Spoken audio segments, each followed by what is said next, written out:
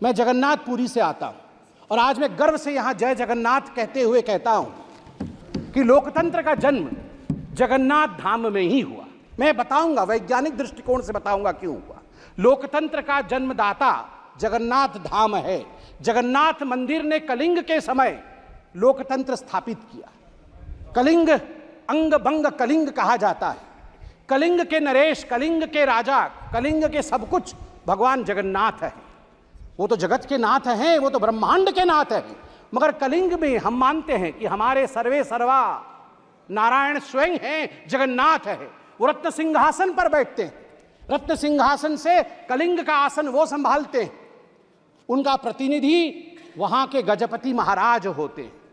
मगर आप देखिए सुंदरता, लोकतंत्र का जन्म कैसे होता है। जगन्नाथ महाराज भी राजाधिराज जगन्नाथ, इस जगत के नाथ जगन्नाथ रत्न सिंहासन को त्याग करके साल में एक बार वो रथारूढ़ होते हैं। वो कहते हैं मैं गरीबों से मिलने जाऊंगा, उनके घर तक जाऊंगा, जो मेरे पास नहीं आ सकते हैं मैं उनसे मिलूंगा। यही लोकतंत्र है, यह प्रजातंत्र है।